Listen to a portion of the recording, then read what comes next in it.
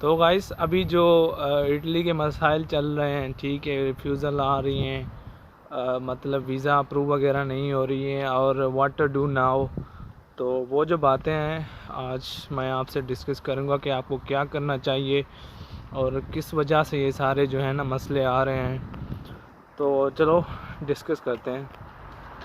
तो गाइस ये जो ख़यालात हैं सिर्फ मेरे ही हैं, ठीक है। मैं अपना एक्सपीरियंस आपसे शेयर करूँगा, सारी चीज़ें जो है ना वो डिस्कस करूँगा कि स्टूडेंट्स को अभी क्या करना चाहिए, क्या नहीं करना चाहिए, कहाँ पे जाना चाहिए, ठीक है ना। कुछ गलतियाँ हमसे भी हुई हैं, हमारे कम्युनिटी से हुई हैं एंड हमने जो है ना वो इनपुट दिया था, अभी वो जो चीज़ें हैं ना हमें एज आउटपुट मिल रही हैं, ठीक है भाई।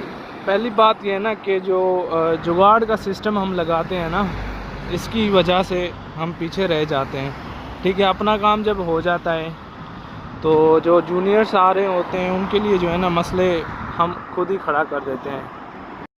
और इनपुट आउटपुट का मतलब ये है कि जो हमारे स्टूडेंट्स होते हैं ना, वो जब वीज़ा वगैरह लग जाता है वो मूव कर जाते हैं किसी भी कंट्री, ठीक है। वहाँ जाके ना फिर वो मसले जो एक्चुअल मसले होते हैं ना वो वहाँ पर ही पैदा करते हैं, ठीक है। या मतलब कि भाई मैं चला गया जर्मनी से मैं स्लिप हो के हंगरी आ गया, तो ऐसे मसले होते हैं ना, ये लगते तो छोटे हैं पर बड़े मसले होते हैं फॉर द अपकमिंग स्टूडेंट्स। और पार्ट टाइम जॉब्स जो हमारे स्टूडेंट्स करते हैं वो भी एग्री नहीं करते यूनिवर्सिटी वाले के जो स्टूडेंट्स हैं ना कि वो पार्ट टाइम जॉब्स करें।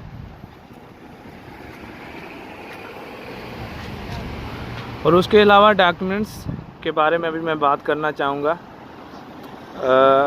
अभी जो रिफ्यूज़ल्स आई हैं, मतलब कि एक दिन में 19 रिफ्यूज़ल्स, तो बड़ी चीज़ हो जाती है यार ये, ठीक है ना। हमारे स्टूडेंट्स पहली बात तो वो डॉक्यूमेंट्स अच्छे तरीके से प्रिपेयर नहीं करते हैं, किसी एजेंट के थ्रू जो है ना वो अप्लाई करते हैं, या फर्स्ट टाइमर होते हैं ना तो पता नहीं उनको होता कि क्या चीज़ कैसे होनी चाहिए ये वो, तो उस वजह से उनके रिफ्यूज़ल्स होते हैं। फिर जो है ना वो एम्बेसी को दोष देते हैं कि भाई ये एम्बेसी में फ़ॉल्ट है कि वीज़ा अप्रूव नहीं कर रहे हैं, ये नहीं कर रहे, वो नहीं कर रहे। और फेसबुक पे मैंने कुछ पोस्ट वगैरह भी देखे थे, ठीक है। वो जो स्टूडेंट्स थे ऐसे जाके वीज़ा फ़ाइल सबमिट करवा के आए, ना ही मेडिकल ट्रैवल इंश्योरेंस नहीं थी उनके पास, या डमी टिकट ही नहीं था। तो भाई वो क्लियरली एम्बेसी वालों ने लिखा हुआ है कि आपके पास ये जो डॉक्यूमेंट्स हैं ना ये होनी चाहिए।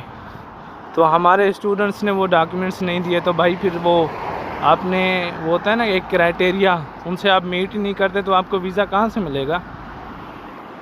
ये तो सिर्फ 2 डॉक्यूमेंट्स हैं, और भी बहुत हैं, ठीक है ना। एक और बात है, ठीक है, मोस्ट इम्पॉर्टेंट जो कि है, हम जब फाइल देते हैं ना एम्बेसी में तो सारे डॉक्यूमेंट्स देते हैं, उनको सारा कुछ पता होता है हमारे बैकग्राउंड के बारे में, ठीक है, एजुकेशनल बैकग्राउंड्स ये वो सब कुछ पता होता है, क्योंकि हमने जो है ना document as a paper work होता है ना कि पेपर्स के थ्रू हमने एम्बेसी को डिलीवर कर दिए हैं।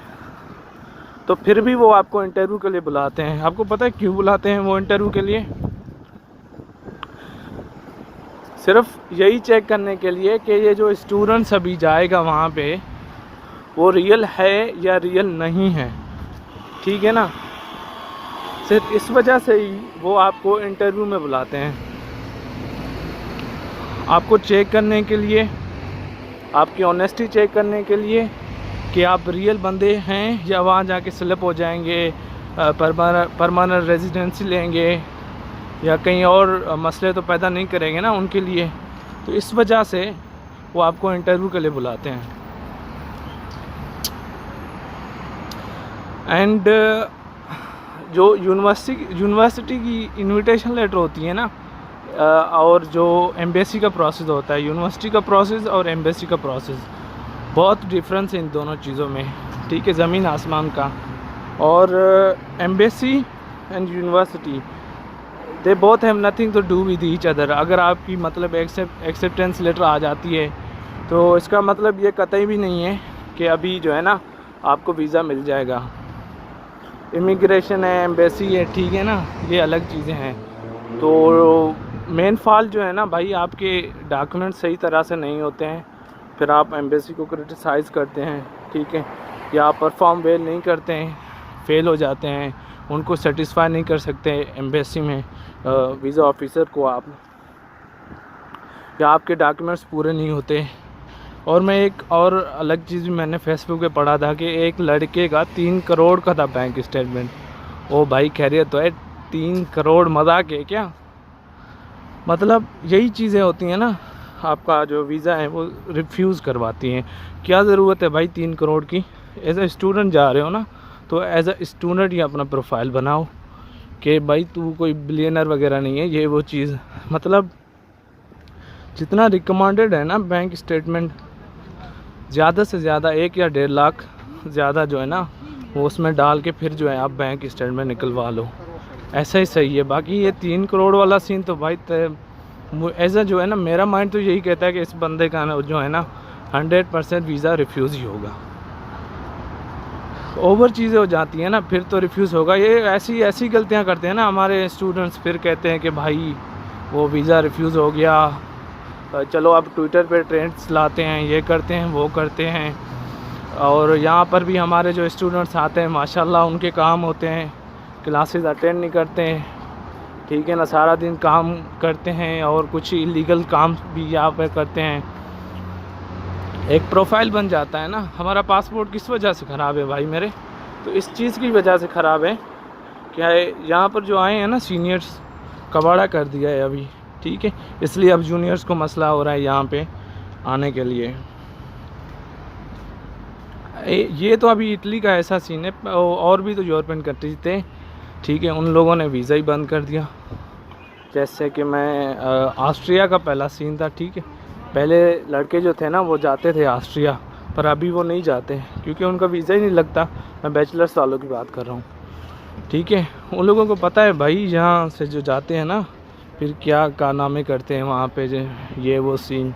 तो एज आ होल जो है ना, वो कंट्री का एक प्रोफाइल बन जाता है उनकी नज़रों में कि ये लड़के आएंगे, ये सीन करेंगे, वो सीन करेंगे, इसलिए भी देते ही नहीं वो वीज़ा, ठीक है। ये बातें समझ आ गई हैं आपको, ठीक है। बाकी डॉक्यूमेंट्स वगैरह आपके जो है ना वो सही होने चाहिए, परफॉर्म वेल करो भाई। ज़्यादा 3 करोड़ वाला भी सीन लाजमी नहीं है, जितना रिकमेंडेड है ना उतना ही करो बस, उससे ज़्यादा नहीं करना आपको। और जी ये तो सिर्फ मेरे ख्यालात थे, ठीक है, और भी सीनियर्स हैं। अगर आपको लगता है कि कोई चीज़ मैंने मिस कर दी है तो आप कमेंट सेक्शन में ऐड कर दें, ताकि जो लड़के हैं उनको पता चल सके कि आगे उनको क्या करना है, या कौन से और चीज़ें हैं जो कि वो अपने दिमाग में रख के फिर से जो है ना अप्लाई करें। एक और बात, तो भाई ये कहीं पे भी नहीं लिखा हुआ कि यूरोप ही आना है, यूरोप ही आना है, यूरोप ही आना है, ठीक है। और भी कंट्रीज़ हैं, बहुत कंट्रीज़ है भाई, वहाँ जाओ। अब यूरोप के नहीं लग रहा वीज़ा तो फिर लाजमी थोड़ी है कि आप यूरोप ही आ जाओ, ठीक है। इससे अच्छा है कि भाई कहीं और चले जाओ, इंस्टीड ऑफ आपका जो है ना वो वीज़ा रिफ्यूज़ल का जो स्टैम्प जो है ना अपने पासपोर्ट पे आप लगा के घूमते फिरो, इससे अच्छा है कि कहीं और ही चले जाओ। ठीक हो गया जी। बस यही चीज़ें थी जो कि मुझे डिस्कस करनी थी आप लोगों के साथ, तो इन चीज़ों का ख्याल करें, ठीक है। ये चीज़ें जो है ना अपने माइंड में रख के ही अप्लाई करें। जिनका हो गया सो हो गया भाई, रिफ्यूज़ हो गया सो हो गया, आपके पास चांस है, अपील करें, ठीक है ना। अपनी गलतियों को भी तस्लीम करें कि भाई ये चीज़ यहाँ पर जो है ना मैंने गलत कर दी है, या एजेंट्स के थ्रू जुगाड़ लगा के जो आप ये कोशिश करते हो ना जाने का, तो फिर ऐसा ही होगा भाई मेरे, ठीक है। डॉक्यूमेंट्स बड़े इंपॉर्टेंट होते हैं यार, आप कैसे मतलब लीनियंसी कर सकते हैं मिसिंग डॉक्यूमेंट्स के बिहार पे ऐसे अप्लाई कर दें आप, बड़े मसले होते हैं ये चीज़ें। तो ये चीज़ें थी जो कि मुझे आप लोगों से डिस्कस करनी थी। उम्मीद है कि आप जो है ना वो समझ गए होंगे। एक और बात मैं आपसे डिस्कस करना करना चाहता हूँ स्पेन के बारे में। ठीक है, स्पेन में यार मैं अब क्या कहूँ आप लोगों को, मुझे जो कि लगता है ना भाई, तो मतलब कि हमारी कम्युनिटी के स्टूडेंट्स ने कबाड़ा कर दिया है वहाँ पे, पूरा कबाड़ा। अब बहुत मुश्किल से स्पेन का वीज़ा मिल रहा है। ठीक है, एज़ पर माई नॉलेज वहाँ जाते हैं वो मतलब रेस्टोरेंट्स वाइल स्टडीज़ भाई, रेस्टोरेंट्स खोल के बैठ जाते हैं, ये वो चीज़ें करते हैं, वहाँ से इधर जाते हैं उधर जाते हैं। तो मसले उन स्टूडेंट्स के लिए होते हैं जो कि न्यू है। ठीक है, जो कि न्यू आना चाहते हैं। तो ये चीज़ें थी, उम्मीद है कि आपको समझ आ गई होगी। ठीक है, तो ये चीज़ें अपने दिमाग में रखें, डॉक्यूमेंट्स बनाएं, ये वो सारा कुछ करके फिर जो है ना आप अप्लाई करें, तो फिर जो है इंशाल्लाह आपका लग जाएगा वीज़ा। ठीक है जी, अल्लाह हाफिज़।